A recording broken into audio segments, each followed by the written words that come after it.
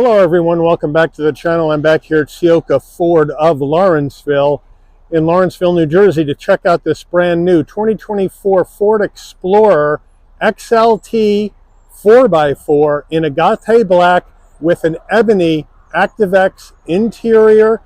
And what I tried to do with this is I looked at a lot of the Ford dealers in my area, tried to find the least expensive 24 Explorer that's currently on the lot for sale. And this is it. So what I want to try to do with this review is take a look at this Explorer, see what it's bringing, and see if we can find some value in a lesser priced Explorer compared to what else you may see on the lot. So let's check it out and let's dig in. Front end of the Explorer XLT. We don't have Explorer spelled out on the hood. It's been cleaned up in the agate black, looking good. The blue oval in the middle of the grille, some chrome accents across the front of the grille. We have LED lighting all the way around up front, functionality in the grille top and bottom with some brushed aluminum down below. So it's got a nice beefy look to it here on the front end of this 24 XLT. As we come around to our wheel and tire setup on the XLT Explorer, what are we looking at? We got some base wheels right here. We got 18-inch machined aluminum alloy wheels, all silver, Ford badge on the center cap, standard brake and rotor package. Now, these 18-inch wheels are wrapped in Hankook Kinergy GT all-season tires, 255 on the width, a beefy 65 series sidewall 18s, all four corners, four-wheel drive. As we move on out, again, the agate black is a good-looking color on this Explorer with the flat black around the wheel wells and down on the door sills. Let me know what you think. As we move in closer, we are flat black on the side view mirror without turn signals in the mirrors. Down on the bottom it says Explorer on the door sill plate right there. Color match front and rear door handle, left side fuel filler cap. Up top, flat black shark fin antenna, flat black roof rails, color matched roof, no sunroof. As we come to the back end of the Explorer, we have the roof spoiler coming off the top.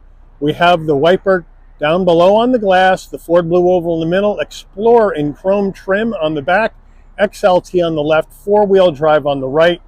And then down below we got flat black on the bumper with some brushed aluminum. We have the exhaust tucked up underneath the right side of the vehicle. So let me know what you think. On the tail lights, we have LED tail lights, but standard bulbs for turn signals on this XLT. We're under the hood of this 24 XLT Explorer, and what do we have for a power plant? We have Ford's 2.3-liter EcoBoost inline four-cylinder engine. That's when we got turbocharged action, made it to a 10-speed automatic transmission, 300 horsepower, 310 pound-feet of torque. This Explorer can tow up to 5,300 pounds, MPGs, 20 in the city, 27 on the highway, 23 combined. The engine's minimum octane rating is 87. So you can run this on regular unleaded gas. All right, before we get into the interior, you're going to tell me, well, Mike, you told me this was the least expensive Explorer in your area, and you're trying to find some value. Well, how much? Well, here we go. Base price for the 24 Explorer XLT four-wheel drive is $40,670. Now, we have to add in additional options into this vehicle. We have to add in an additional $3,540 for equipment group 202A. That's the remote start system, heated steering wheel, 8-way passenger seat, and some other things that aren't listed on the window sticker. Now, we all have a couple of credits. So they took out the Wi-Fi hotspot, the 4G Wi-Fi hotspot, gave you 20 bucks off. They took out the rear auxiliary controls, which is the rear heated seats. Give you a $100 credit for that. And that's about it. Everything else is included. Now, we do have to add in destination and delivery of $1,595 from Ford's Chicago assembly plant, and we have a total MSRP from the factory before a regional discount of $45,685. There's 300 bucks off for a four-wheel drive regional discount. So the total MSRP from the factory is $45,385. Let me know what you think about that price compared to what you're about to see. So let's dig in. Starting with the footbox, a nice large dead pedal brake and accelerator. We do have the all-season floor mats in the vehicle. As we move on over to our door sill plate, it's all black plastic, but it says Explorer on it. Gives you a little welcome. Now, we do have power seats for the driver and the front passenger, 8-way on either side, so that's some value. And then we have black ActiveX seats. The official color is ebony with some light gray stitching. Really soft headrest, really soft bolstering, really poofy seats. One of the most comfortable SUV seats I've ever been in, and I've been in a lot of Explorers. So it's a pretty nice looking ActiveX interior. Even though it's black on black, it still looks pretty classy. Passenger door panel, we have soft touch up top, brushed aluminum in and around your chrome door handle, brushed aluminum on the grab handle, so I'm glad they didn't use gloss black plastic there. Nice soft armrest in the ActiveX material with the stitching. Again, a plain black ActiveX insert, but they do have that light gray stitching to kind of lift up the door panel a bit. We do have a nice large door pocket right there. And then we have our standard audio system in this Explorer XLT. Up top, more soft touch, more of this light gray or silver plastic trim, kind of break up all the black. And then down below, we have a nice large glove box. Infotainment system, we have an 8-inch Sync 3. So this is the base system. There's no nav. So all the maps and the nav will come through your phone via wired Apple CarPlay, Android Auto. We do have, as you can see for our sound, you got your AM, FM, you do have a Sirius XM trial, and Bluetooth as far as your phone goes. We do have a couple of apps, and then we have our settings where we can adjust our clock, set our driver profile, get our phone connected up with Ford Pass, which allows you to speak to the vehicle through your smartphone, as well as some other things. The Wi-Fi hotspot, again, has been disabled, and it gets over-the-air updates. So it's a very simple system to use, and again, plug in for your CarPlay and Android Auto. We go to reverse. We have a nice large backup camera, very clear, takes up the whole screen with trajectory. The picture of your Explorer up here in the top right with your backup sensors. So they got you covered there. So overall, it's a pretty easy system to use, but of course, with the 2025 redesign coming out, standard will be a 13.2-inch Sync 4 wireless CarPlay Android Auto in the new Explorer. We have 2 heat and air vents on either side. Push button start is right up top. We have a nice rubberized area in here where you can slide your phone or put other things in there. They won't slide around. More of this silver plastic trim, which I like. 4-way hazards, volume and tuning knob. Down below, we do have dual climate control with 3-stage heated seats for the driver and the front passenger, and a heated steering wheel. So I like that, especially here in the Northeast. Down below, again, we have an area for storage, a 12-volt USB-C, USB-A. Here is the dial that's going to take you through this 10-speed automatic transmission with low gear. We have 2 cup holders, a little area to stick some doodads, and then our Ford key fob. Here it is, right here.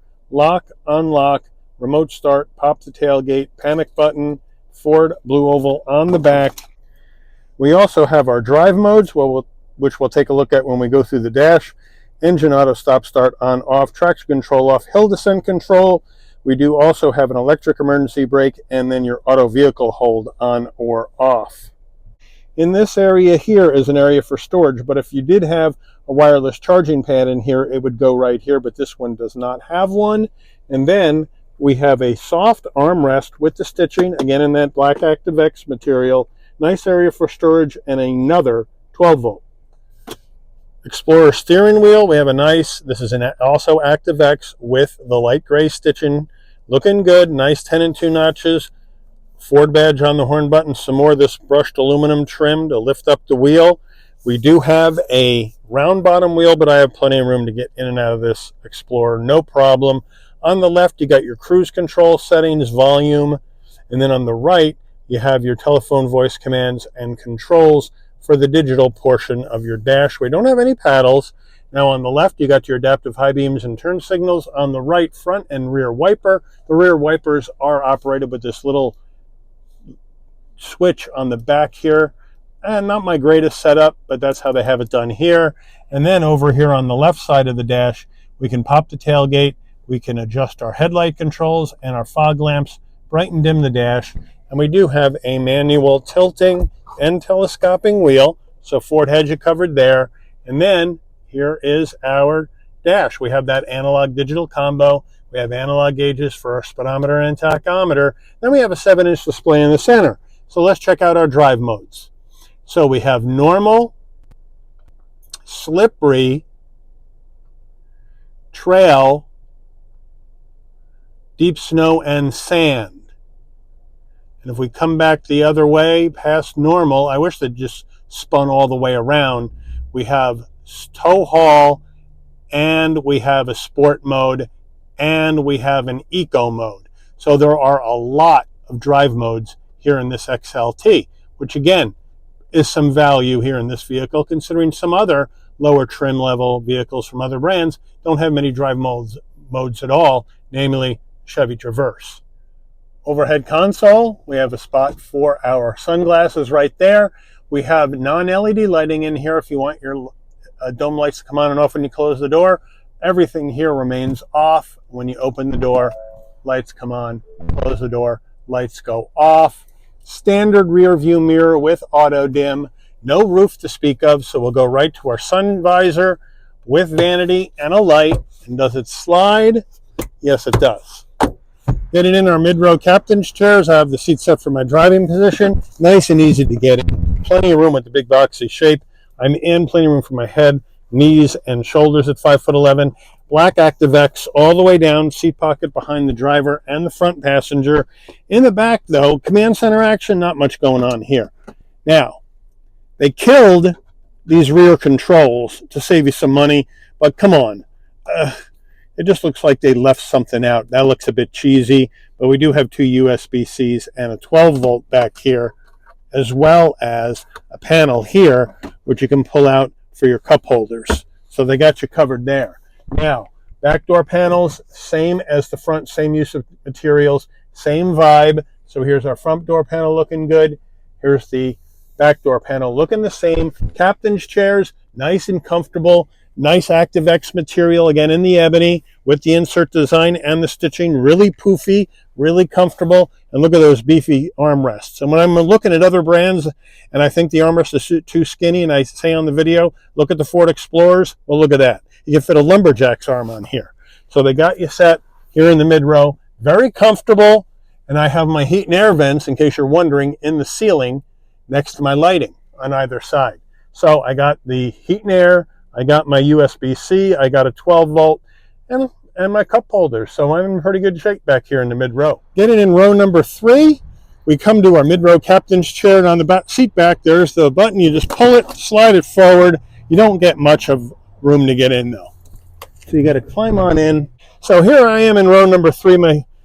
My knees are a bit high, but I got plenty of room for my head and shoulders back here in row number 3. I do have some heat and air vents, as well as some lighting. And in the back here, I do have a cup holder, and I do have an area to store stuff here and up here, but I don't have any connectivity in row number 3.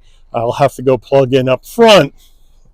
But let's see how roomy it is back here. I'll scooch over behind one of these other ones, and you know what? I got enough room. I could spend a little time back here as a full-size adult, but I wouldn't want to spend a lot of time back here.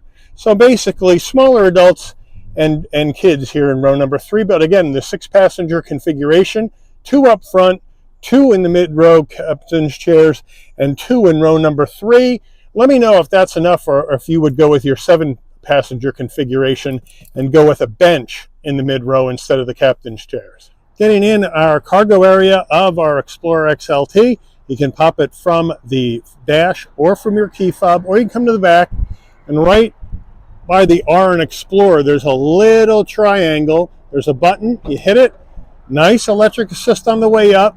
Nice electric assist on the way down. So I like that in this XLT trim. And now, with all seats up, 18.2 cubic feet of cargo space in the back of this Explorer.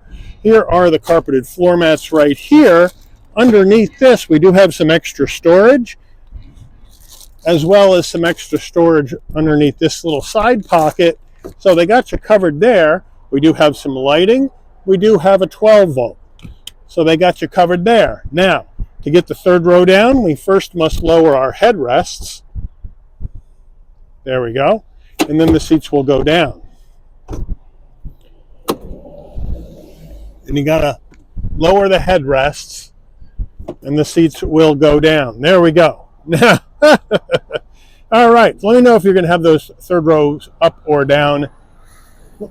But to get to our mid row, we cannot drop them from the tailgate area. Hope they figure this out with the 2025 Explorer and provide some convenience there, because from here, we gotta go ahead and lower them with that lever right there. Come around to the other side and again lower them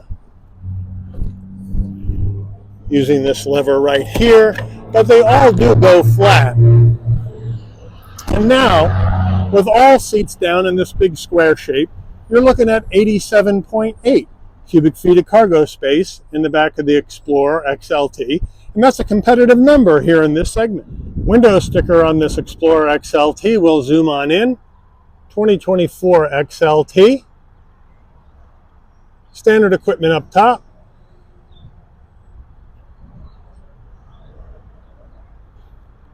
Options here. Pricing information right here. MSRP from the factory. Trailered out here from Chicago. MPG estimates, crash test ratings. Let's take this baby out for a spin.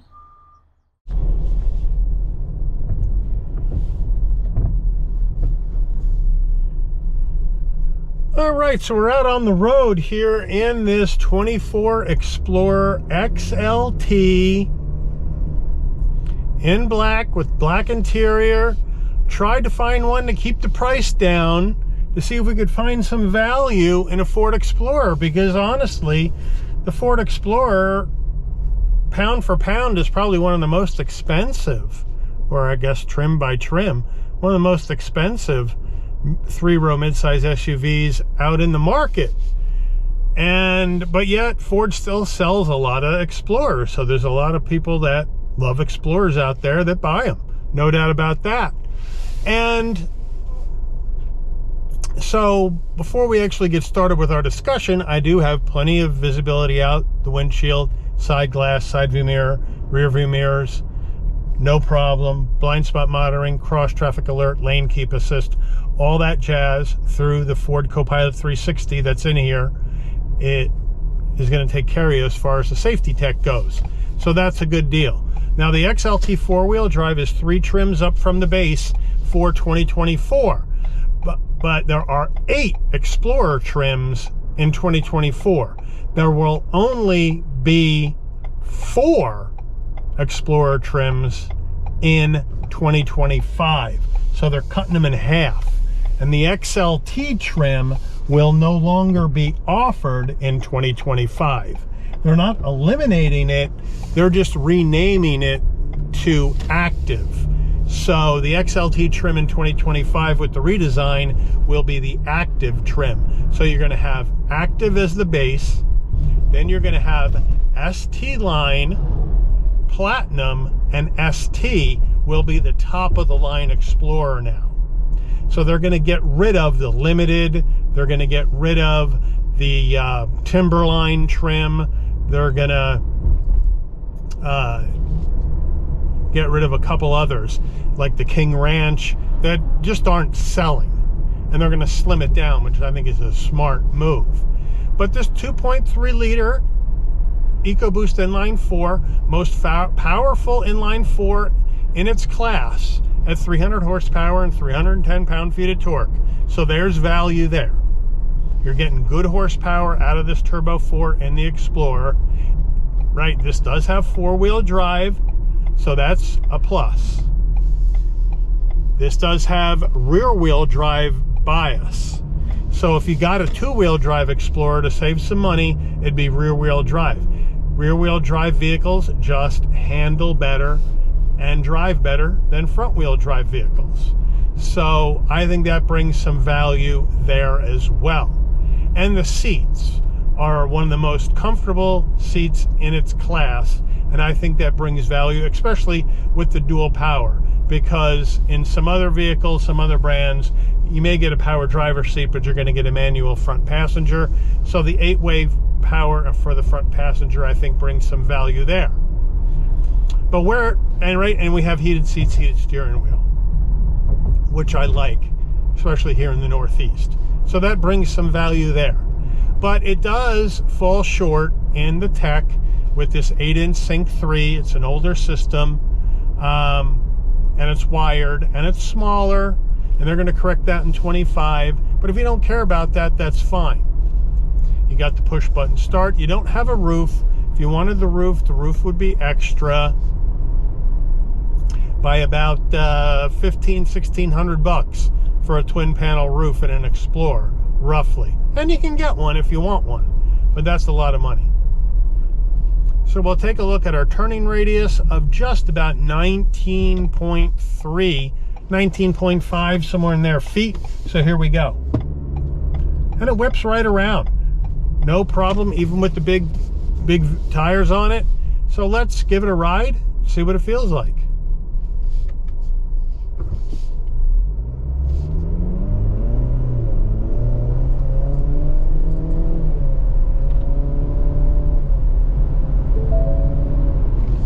This 2.3 liter gets it moving very easily. I mean, you got some power